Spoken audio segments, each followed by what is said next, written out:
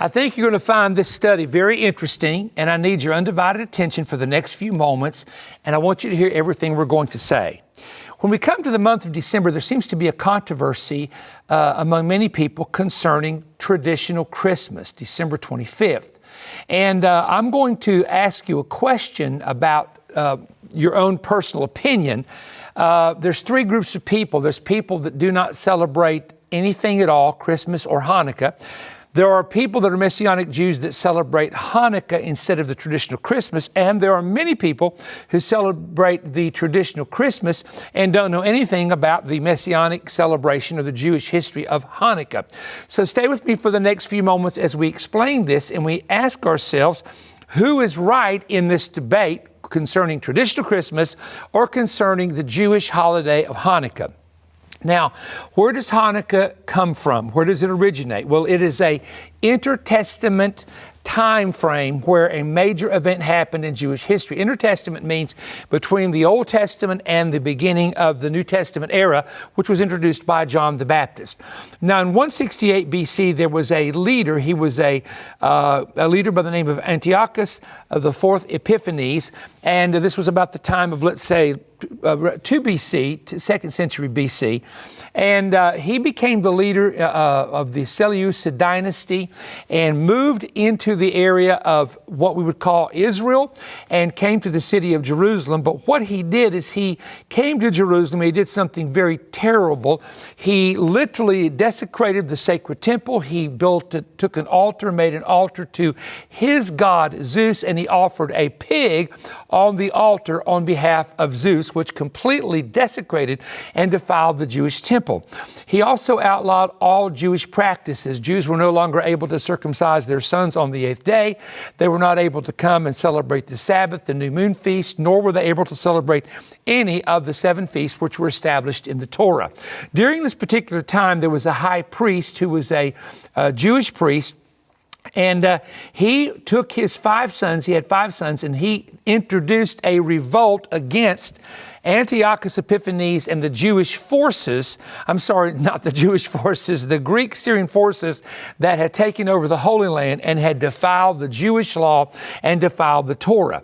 So using his 5 sons, he formed a militia inside of Israel, and they began to fight the Syrian Greek forces. And eventually the high priest himself died, and his son Judah Maccabees, took over this militia group. And it took 3 years of fighting the Greeks, and in 164 BC, they liberated the Temple Mount, the city of Jerusalem, much of Israel, from those particular forces. So what happened was, as they went to rededicate the temple, and this is when the Maccabees came into the temple in the city of Jerusalem, the sacred temple of God, and they began to rededicate the temple, they had a menorah, and that menorah in the temple was a 7-branch menorah. And they needed oil that was specific oils that was sanctified by the priesthood and set apart to light the branches on the menorah in the temple. Well, they only found 1 jar that was somewhere in the temple area that had the priestly seal on it. And they took that jar and they went ahead and put the oil in the menorah, which had little lamps in it. It didn't have candles like this. That's just a representative of the Hanukkah menorah that is lit, and I'll talk about that in a moment. But there was a 7-branch one in the temple. There's a 9-branch one used in Hanukkah that uses candles. But in the temple, it was oil lamps. And so when they put the oil in, they had enough oil to last for 1 day, but supernaturally, as it is written in history, the menorah at the temple burnt for 8 days. Thus came the story of Hanukkah, which was the miracle of the oil. And Hanukkah is actually a word that refers to the time of dedication and the time of the dedication at the temple. All right, so out of the fact that 1 jar of oil lasted for 8 days, then came the celebration of lights, or again, the celebration of Hanukkah, which, by the way, was celebrated in the time of Jesus. John chapter 10, verses 22 through 23 reads this, and it was at Jerusalem, the Feast of Dedication, and it was winter, and Jesus walked in the temple in Solomon's porch. Now, the term in the King James Bible, Feast of Dedication, refers to the time of Hanukkah, and we won't go into the details of why we know that, and we understand that, but the word Hanukkah means dedication, so it was the Feast of Dedication. It was not one of the normal 7 Torah feasts, which are established by God in the Old Testament that the Jews were to celebrate. This was a separate one, and notice this, it was winter, and that's very important because the festivals of Israel are 3 in the spring, 1 in early summer, and 3 in the fall, but this one occurred in John 10 in winter, and Jesus was there. Now, if you were to go to Jerusalem today, and you were to go during Hanukkah, which I have been during that season, the temple area, or let me backtrack, the Western Wall area, which is just below the Temple Mount itself, they have a massive 9-branched menorah, and each night the menorah is lit. Of course, the center branch here right there is lit first, and all the other candles are lit from that. So the Hanukkah menorah is 9 branches. Now, here's the thing about Hanukkah. Hanukkah is normally celebrated and coincides around the time of the traditional Christmas. Now, not always. Sometimes it falls in the month of November based on the Jewish calendar, but often it coincides either the week before, the week of, or the week after, somewhere in the time of what we consider on our calendar the month of December. Now, here's what you have to understand about the celebration of lights and the lighting of the Hanukkah menorah and what takes place. First of all, Hanukkah is not in the Torah, meaning it's not in the first 5 books of the Bible, which establishes the established festivals, feasts, new moon, and Sabbaths for the nation of Israel and for the Jewish people.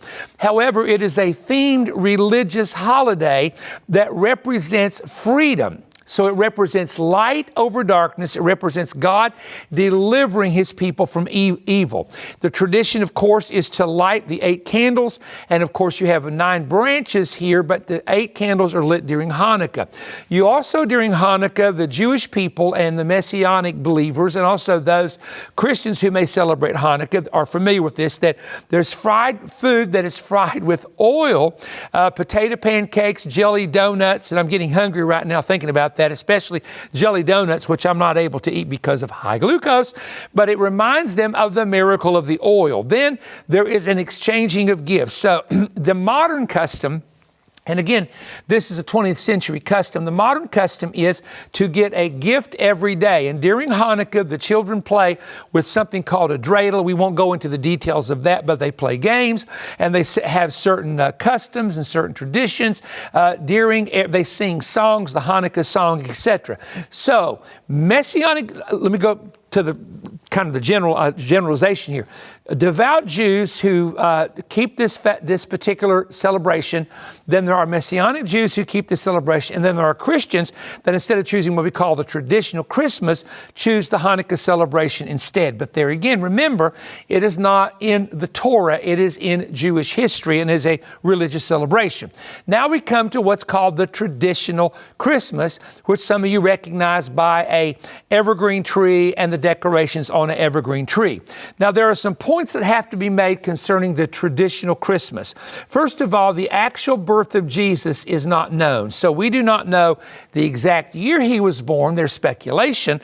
And we really don't know the exact day or month He was born. And again, that would be speculation, which is very odd because we would think somewhere in history someone would have recorded the actual day of the event. And maybe one day we'll find a scroll somewhere that will give the details of the specific time frame.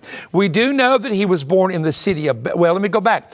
Some scholars believe it was 2nd century, 1st century BC when He was born. Others put it all the way back to the 5th to the 6th century BC. But we do know He was born in Bethlehem according to the prophecy and according to the New Testament. And then we also know that wise men came to visit Him bringing gold, frankincense, and myrrh, the special gifts that were given to Christ.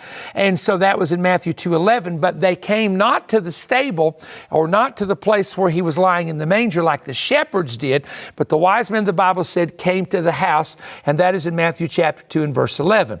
So where did December 25th come from to commemorate the birth of Jesus Christ? It actually began under the time of Emperor Constantine in the 4th century, and December 25th was given a date because it happened to coincide with the dates of the Roman winter solstice. And we won't get into all of that because that's very detailed. So let's just keep to the basic point. So from the point of the 4th century, December 25th became a traditional date. Again, not a Torah date, not a New Testament date, but a traditional date to commemorate the birth of Jesus Christ. So then, as time progressed among the Germans, among the Nordic people, there were traditions that became attached to December 25th and the celebration of Christmas, which is Christ Mass, according to the Catholics. Christmas, Christ Mass. All right, now, one of the traditions that came out of the traditional Christmas was Saint Nicholas. Now, a lot of people think that Saint Nicholas is quote unquote Santa Claus with the red suit and the white fur and the white hat and the red hat and the white beard. Saint Nicholas is not Santa Claus. People have made him Santa Claus. St. Nicholas was a 4th century bishop in the Christian church. And what he was known for was giving gifts to poor children. He was from a very wealthy family. He had inherited a lot of money. And there's a great story of this man that was going to have to sell his daughters into prostitution because they had no money to pay for the food or the home. And St. Nicholas threw bags of gold through their windows and also put money in shoes and money in stockings, where the tradition came from. To put gifts in stockings goes all the way back to Saint Nicholas, who was this bishop in the 4th century. So a lot of the traditions, even the 12th Day of Christmas song was originally concealed the gospel. You've got the partridge in the pear tree, and you've got the men leaping and all that type of thing, or Lord's leaping. And we won't have time to go into that, but Brian Cutshaw does a master job of showing you the history of the 12 days of Christmas during a time of Christian persecution and how it was a song sung that talked about the 12 different things, the 12 apostles and all of that. So if you've not heard that, you can look that up. It's a very, very interesting story. So here's what I want to share with you. And keep following me here because this is important. In the Bible, when we talk about time frames, because we're going to mention this very quickly, when we talk about time frames, you have to understand that days in the Bible were originally numbered. Months were originally numbered. The days were the first day of the week, second, third, fourth, fifth, sixth, and the 7th day was Shabbat, all right? Months were not given names in the Bible. Months were numbered. And on the 2nd month, and on the 7th month, and on the 9th month. So throughout the Bible, even in the New Testament, the days were numbered and not given names, and the months were numbered and not given names. Now watch carefully. Where did the days get their names? The days of the week, Monday, Tuesday, Wednesday, Thursday, Friday, Saturday, and even Sunday. Sunday was the sun's day. Monday was the moon's day. And the planets were given their names. And so some of the days of the week have a planet's name connected to it, or it has a pagan god that's connected to it that goes back to the Greek and the Roman time. And I'm going to make a point here, so don't miss this. Then the months were numbered in the Bible, but later Roman gods and goddesses were named, given names of the month. January was Janus, who was one of the early Greek Roman gods. March was Mars, who was a Roman Greek god. And then most of the names of the months that we now use, January, February, March, April, May, if you look them up, a lot of them were originally in Latin. And one of the names of the month means the Latin number 7, the Latin number 9, the Latin number 10. So this is how the days became named and how the months became named. Now, this is important. We do not go back to, I'll see you on the 3rd day of the week. I'll see you on the 6th day of the week. We use the Roman Greek names, which happen to be Roman gods and goddesses or planets. We use the months. We use the days, which happen to be, again, Roman and Greek names that go back to the Roman and Greek time. So no one ever argues about the days of the week or the names because we are not going to change that.